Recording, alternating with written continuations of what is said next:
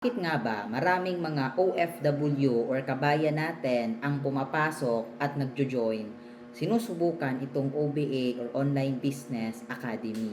Ito yung ilan sa mga OFW na tinuturuan natin. Meron tayo from Bahrain, from Saudi, from Canada, at iba-iba pang country kung saan ginagawa nila ng part-time itong OBA.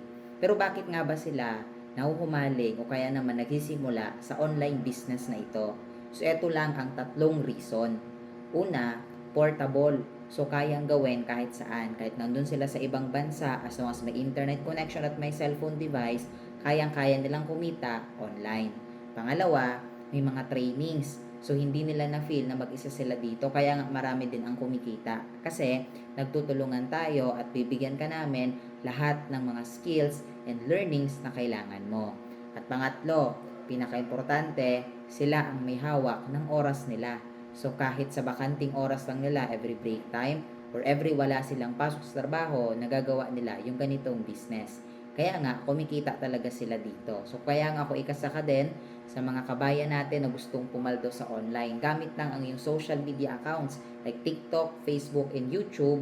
I-comment mo dyan sa comment section kung nasa ang country ka para maturuan ka rin namin at ikaw na ang susunod na papaldo. See you!